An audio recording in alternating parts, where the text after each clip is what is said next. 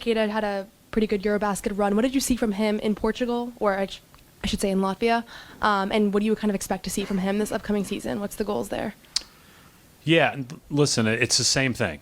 I think Neemi is still young in his development, young in his career in a lot of ways, but he's at a different place than he was when he first came into the league, and he was a two-way. And he's probably at a different place than he was when, even when he exited Sacramento a few years later. It's a good example of a guy that we were really excited about when he became available, because we had spent a ton of time talking about him if he ever became available a couple years ago, just because he felt like a guy that you could easily place into a group, and he'll play hard, he'll do what you ask, and he'll, give everything he has to make the team better.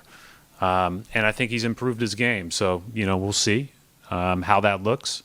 I don't know how the front court's going to play itself out right now. I can't predict it. But he certainly has made great strides since he's been here, and and deserves an opportunity. And it's his to take advantage of. When it comes to what you saw from Neemi at Eurobasket, whether it's his confidence in being more vocal on the court or something with his game, what do you think he can take from that will translate to an NBA setting? Yeah, I think it's a physical game, obviously. And then, I think the physicality of the game, the talent of the game, his pool they had a lot of talent on there. And then I think just the passion and with which you represent your country is, very similar to playing for the Celtics. And so I think being able to leverage those things, but just reps, I think reps under duress, doing it every other night, he's proven that he can do. And now we have the confidence that he could do it every night. And it's just the details over and over again. What about Neemi? Just what he's been able to do in Portugal in the summer. I just feel like watching him from afar, the confidence, seeing him, the numbers playing overseas and stacking those up. What are your impressions of him? Yeah, I don't even think it's about so much as Eurobasket as what he's done up until these 3 years or so that he's been with us, right? And, to me, he's earned this opportunity. He's earned the situation that he's in right now. And he's played in Maine, and, he's developed in Maine. He's won games for us in the past. He's made big-time plays for us. He's been a part of big stretches of games for us. And now you have the opportunity to do it every single night, right? And I think that's the transition that, the development and your staff and the G League, all that stuff is set up to when it's time for guys to have to deliver every night. They have the foundation to do that. And so he's earned the opportunity to deliver every night. And, we believe that he can. He's got the right mindset and the right preparation to do so. That's something that I feel like the media doesn't take into consideration sometimes with some moves that happen around teams. Is you guys have more information than anyone of what a player can bring to the table. And obviously you guys trust in Neemias Queta to be a key role player in the front court this year. How good do you think that he can be? Not just this season, but long term. Where can he get to? Yeah, again, you can only go off of really the mindset and the work ethic that he puts in, and he does those two things. And in moments, he's delivered for us. He's been a trusted guy for us when guys have been out. He's been a trusted for us on particular matchups. So it's just transitioning from doing that, on a every other night basis to now can you do it every night? And that's what the culture and the locker room and all those things are for, is to put guys, in position to be able to do that. For those who don't know, at the Eurobasket, you helped Portugal to reach the knockout stage for the first time ever in the country's history. Just what did that? I see a smile coming on your face right now. What did that mean to you to get the country to take that step? No, it means a lot because Portugal is really not known for basketball or it's a soccer football country, let's say it, and it's good to see that we're finally growing. We're finally stepping into deeper waters. We're just reaching the surface of what we could be. So we just want to use this experience as a how do you say, a foundation, so we can keep on raising to higher levels and show the next generation of kids that we can do stuff. So it was great for that, and just for the experience, it was really good, and we want to keep on doing this over and over again. We're not really happy with just making the knockouts. We want to keep on improving and get better. Yeah, well, something tells me you will. Yeah, I think so. And Neemi, it's got to be cool. You're the first Portuguese player in NBA history, and you're making the history in the Eurobasket. for you, how much do you feel that you're a trailblazer for your country and you're doing something that no one else has before, and there are going to be kids watching you want to do the same thing? Yeah, it's something that I don't take lightly. It's a big sense of responsibility because, like I said, it's something new for us. This NBA world, basketball at this high level, but I feel like just the level of, let's say, transparency or clarity or just calmness that I take with this, it's only going to help me because it's a lot of stuff being thrown at me that I've never seen before, and just being able to handle all that stuff and with the biggest how do you say it, open mind and being open to that type of stuff, it'll only get us better, and it's just gonna help us keep it on trailblazing. Your numbers too. I mean, that final game, 23 points, 11 of 15 shooting, 18 rebounds, 4 blocks, 2 steals. It's pretty good. Yeah, I could keep going, but I digress. Yeah.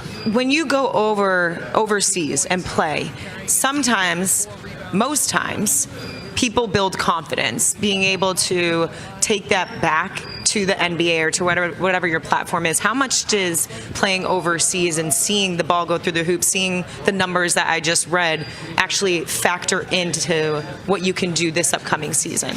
Yeah, like I said, playing over there, it helps you build the confidence, and it can only get you more experience because you're playing different versions of players, different set of rules. It's only gonna end up making the final meal better. Stretches of time where you played consistently and contributing a lot, and then there were times when you weren't. What did you learn about your professionalism by having to step back and watch at that point? I think it's something that you gotta just get used to it. Sometimes your name might get called up to help the team win. Sometimes it's another guy's turn. I feel like the main thing for me was just keeping on learning how to stay impactful no matter how much time I missed. No matter what, just come into the game and just help impact that specific game. Whether I played 7-8 games in a row, whether I haven't played for 6 games, I think the main thing is just taking it day by day. Whether I'm not playing, just coming in, getting the work in the weight room, keeping on getting better. Whenever my name gets called, I can be ready for the opportunity, and that's the main key. You can't really skip steps in this league because eventually it will show. Now you've got arguably the biggest season of your career starting tomorrow with your first day of practice. You've got a great opportunity here. Obviously, we know the guys who went out. The team clearly has some confidence in you to be able to step into a major role. Why are you ready for that in the NBA? We saw it in Eurobasket. Why are you ready for that in the NBA? Yeah, I think it's the agglomeration of years I've been steadily growing. I feel like every year expectations are raised a little bit, and I feel like I do a solid job when it comes down to that. And in some cases I might say I might exceed the expectations. So this year I just want to keep on having the same type of growth, having the same openness to being a better player, helping my teammates, just be versatile on the court. I think I showed that this summer, and like I said, it's all like a agglomeration of things, so I can come out there and be ready for this season. Because like I said, I'll be playing more than ever, and it's gonna be a hard year. But like I said, I'm really excited for it because this is all I've worked for my whole life. Yeah. I like that you said versatility because we saw you at Eurobasket with some post moves, shooting threes. Yeah, what? Are we going to see that in the NBA this year? I mean, whatever the game comes and asks for, like I said, I'm just trying to help the team win, and the versatility comes to it again. our team is so deep and so, like I said, versatile. We already got guys that can hit threes. We already got guys that can score. We already got guys that can rebound. If I can do all the other stuff and even that too, you never want to discredit that type of stuff. But if I can do all the other stuff and just like fill in for the missing voids, being like a Swiss Army knife for us, like I think that's the main thing I want to work on and be ready for it, because you never know what each game is going to ask for each and every one of us. So having that mindset of okay, whatever the game needs, I just want to be ready to help with that. Sounds like what you're saying is you know that there's a role on this team, and that role might be different than what people saw when you were playing for Portugal. Yeah, it might be different, but like I said, I'm a basketball player. At the end of the day, you got to go out there and make plays. You can't really be thinking about that role too much, but you know what your role is. You know what you're supposed to do, and that's been one of the keys for our success the last couple of years. Everybody knew what their role was, and they did it to the best of their abilities, and that's something that we're really trying to focus on over here, and we want to keep on doing that this year. I know the fan base they're stoked about you. They're really excited, seriously, to be behind you, especially because there are new men here, positional changes, that people having to compete for the starting roles, and there's a lot of upside when they talk and hear the name of Neemias Queta. So thank you so much for joining us here.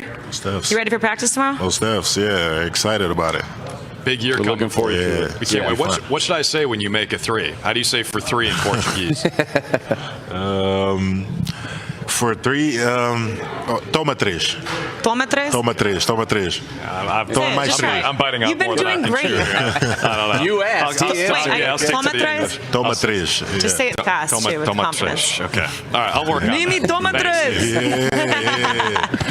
Thank you. Hey, thank you so much. All right, We're looking forward Good to luck See this you soon. season. We'll see you soon. All right, Neemias Queta. Huge season. I want me an 88 jersey because I I'm have telling him you, most he's gonna improved. break out. Yeah. I have him most improved going into this year.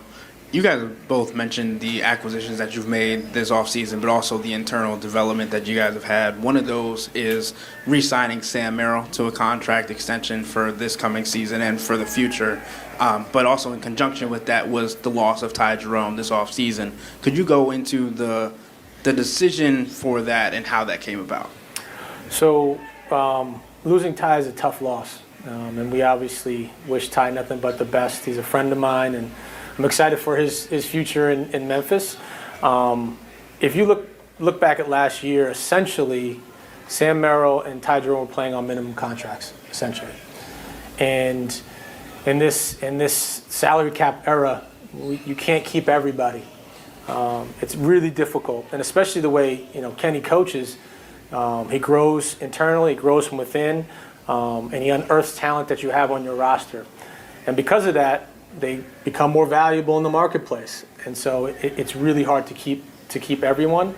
Sam provides a different skill set. It's really, really hard to find.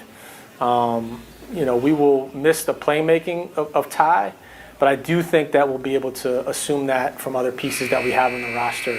But the movement shooting, the competitiveness, the toughness of Sam, he's such a cultural piece. Drafted 60th overall, goes to the G League. We pick him up as a unsigned free agent. He hits 10 threes, and then John Nichols was like, we probably need to sign him to a two-way just to keep him off the streets, And so we did that, and now he's grown through our system, and he's a mainstay in the rotation. And so that's a success story, right, of finding these undervalued talents and then growing them and then handing them off to a head coach that believes in them. And so you have to make difficult decisions in this salary cap era. It's really difficult, but we feel really good about Sam, and then adding Lonzo to supplement our backcourt depth was a big part of that. And so we're excited about Lonzo moving forward.